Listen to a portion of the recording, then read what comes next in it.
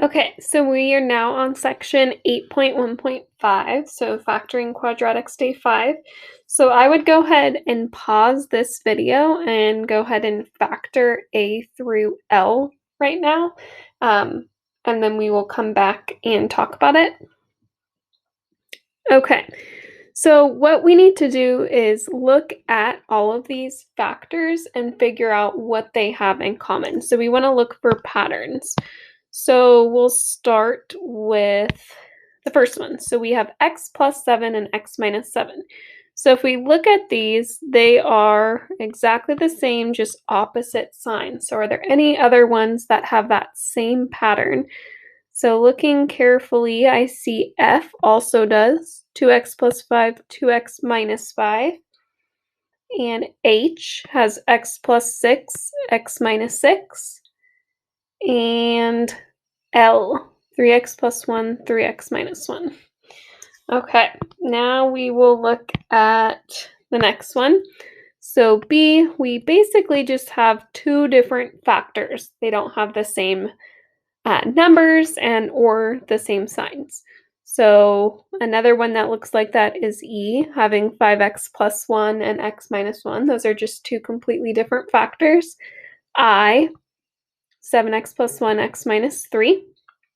Okay, and then we can also look at x minus 5 and x minus 5, so having the same factor. So another one that has that is D, and then also G and J. And then our Lone Ranger is K because it was not factorable. All right, so looking at all the yellow ones, I want to look at the actual problems to see what they have in common. So the first thing that we can see in all of them is they all have just two terms. The other thing is both terms are perfect squares, meaning we can take the square root. And the last thing I see is that they have a minus sign. Looking at the green ones, we can see that the first and third term you can take the square root of, meaning they're perfect squares. And the other thing is that both the first and third term are positive. And then when you take the square root of the first and third term, multiply them together and double it, that gives you the middle term. Okay, so those are some things that you should notice. So looking at this, which of the following quadratic expressions fits the pattern found in problem 845? So let's look for ones that look like the ones I highlighted in yellow. So there are two terms, and you can take the square root of both of those terms, and we have a minus sign in between. So 25x squared minus 1, that's two terms. We can take the square root of 25 and 1, and there is a minus sign.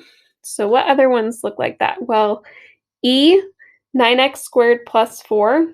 We can take the square root of 9. We can take the square root of 4, but it does not have a minus sign, so that's not the same. F, we can take the square root of 9. We could take the square root of 100, and there is a minus sign. All right, now let's look for ones that are like our green highlighted ones.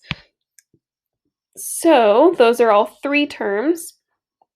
So looking at the first one, x squared we can take the square root of, and 36 we can, but we can't have that negative sign for 36. That doesn't work. Going to C, we could take the square root of x squared. We could take the square root of 16. When we do that, we would get x and 4. You multiply them together, you get 4x. If you double that, you get 8x. So that one works. The next one, if we take the square root of 9, we get 3. If you take the square root of 4, you get 2. And so if you multiply those together, you get 6, and you double it. So that one works. And that's it. So the other ones are kind of oddballs.